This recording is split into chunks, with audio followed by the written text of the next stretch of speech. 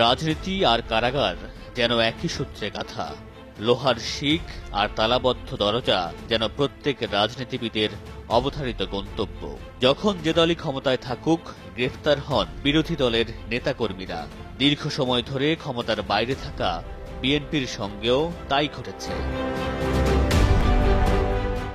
দলীয় প্রধান খালেদা জিয়া থেকে শুরু করে তৃণমূলের নেতাকর্মী কখনো সভা সমাবেশ করতে গিয়ে, আবার কখনো হামলার অভিযোগে সত্য মিথ্যা মামলায় গ্রেফতার হয়েছেন বিএনপির হাজার হাজার নেতাকর্মী। তবে এর মাঝেও আছে ব্যতিক্রম কয়েকটি নাম। হাজারো নেতাকর্মীর ভিড়ে গেল ১৬ বছরে যারা গ্রেফতার হননি একবারও।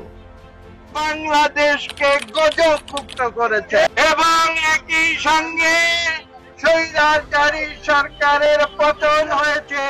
প্রায় অর্ধশত বছরের দল বিএনপির গুটি কয়েক সিনিয়র নেতাদের মধ্যে একজন ডক্টর আব্দুল মঈন খান। ঢাকা বিশ্ববিদ্যালয়ের সাবেক এই অধ্যাপক নরসিংদী ২ আসন থেকে ৪ বার এমপি নির্বাচিত হয়েছেন এবং সরকারের বিভিন্ন মন্ত্রণালয়ে ৩ বার মন্ত্রীর দায়িত্ব পালন করেছেন। ২০০৯ সালের ডিসেম্বরে বর্ষিয়ান এই নেতাকে বিএনপির স্থায়ী কমিটির সদস্য করা হয়। এরপর একাধিকবার তাকে দলের মহাসচিব করার গুঞ্জন উঠেছে। বিএনপির সংকটকালে আরও অনেক নেতার মতো নিষ্ক্রিয় না থেকে রাজপথে থেকে অংশ নিয়েছেন সকল আন্দোলন সংগ্রামে। কখনো সুষ্ঠু নির্বাচনের দাবিতে আন্দোলন করেছেন, আবার কখনো তীব্র ভাষায় করেছেন আওয়ামী লীগ সরকারের সমালোচনা। গণতান্ত্রিক অধিকার প্রতিষ্ঠার সংগ্রাম করতে গিয়ে গেল ১৬ বছরে বিএনপির হাজার হাজার নেতাকর্মীকে গ্রেফতার হয়ে কারাগারে যেতে হয়েছে। তবে গেল ১৬ বছরে একবারও গ্রেফতার হননি বিএনপির আপোষহীন নেতা ডক্টর আব্দুল মঈন খান। গেল বছর ৩০ জানুয়ারি দ্রব্যমূল্যের সীমাহীন ঊর্ধ্বগতি, বেগম খালেদা জিয়া সহ সব রাজবন্দীদের মুক্তি, সকল মিথ্যা মামলার প্রত্যাহার ও অবৈধ সংসদ বাতিল সহ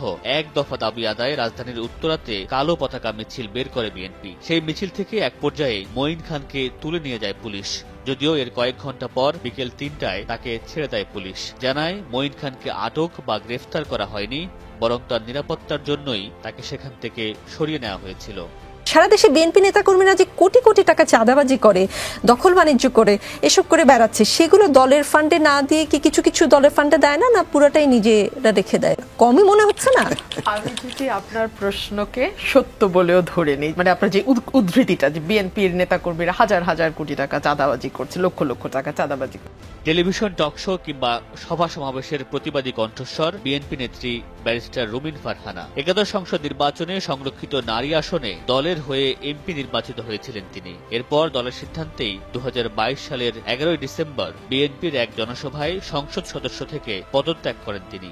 একসময়ের বর্ষিয়ান নেতা আলী আহাদের এই উত্তরসূরি বর্তমানে বিএনপির সহ আন্তর্জাতিক বিষয়ক সম্পাদকের দায়িত্বে আছেন। দীর্ঘ সময় ধরে টকশোতে কিংবা রাজনীতির মাঠে কঠিন ভাষায় সরকারের নানা বিতর্কমূলক কাজের সমালোচনা করার পরও গেল ১৬ বছরে একবারও গ্রেফতার হননি রুমিন ফারহানা। ২০২২ সালের ৮ জানুয়ারি সংসদ সদস্য থাকাকালীন ঢাকা থেকে ব্রাহ্মণবাড়িয়ায় বিএনপির এক সমাবেশে যাওয়ার পথে তাকে অবরুদ্ধ করে রাখে পুলিশ। যদিও প্রায় ২.৫ ঘন্টায় একটি হোটেলে আটকে থাকার পর পুলিশ তাকে সমাবেশে যোগ দেওয়ার অনুমতি দেয়। এখনো কিছু লোক চেষ্টা করছে পানি ঘোলা করার জন্য, এবং পানি ঘোলা করে এখানে ঘোলা পানিতে মাছ শিকার করা যায় কিনা।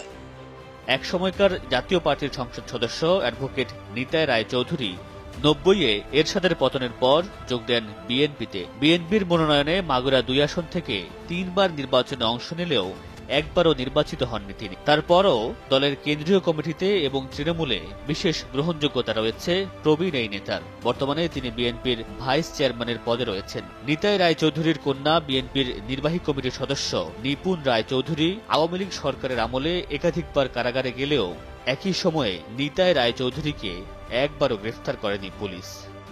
শেখ হাসিনা ছাড়া আওয়ামী লীগের সবই যে খারাপ তা তো না। আওয়ামী লীগ আসুক, এটা ডিসাইড করবে, বাংলাদেশের মানুষ ডিসাইড করবে আওয়ামী লীগ এদেশে রাজনীতি করতে পারবে কি পারবে না। ২০২৪ সালের ২১ আগস্ট ফরিদপুরের নগরকান্দায় বিএনপির দুই পক্ষের সংঘর্ষ ও এক ব্যক্তির নিহত হওয়ার ঘটনায় দলে বিশৃঙ্খলা ও সংঘাত সৃষ্টির অভিযোগে বিএনপির কেন্দ্রীয় সাংগঠনিক সম্পাদক শামা ওবায়দের দলীয় পদ স্থগিত করে বিএনপি। এমনকি তার প্রাথমিক সদস্য পদ সহ সব পর্যায়ের পদ স্থগিত করা হয়। ১০ নভেম্বর স্থগিতাদেশ প্রত্যাহার করে দলীয় পদ ফিরিয়ে দেওয়া হয় তাকে।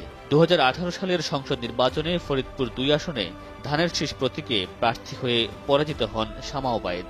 আওয়ামী লীগ সরকারের আমলে বিএনপির নেত্রীর নামে বহুবার মামলা হলেও বিগত ১৬ বছরে একবারও কারাগারে যেতে হয়নি এই নেত্রীকে।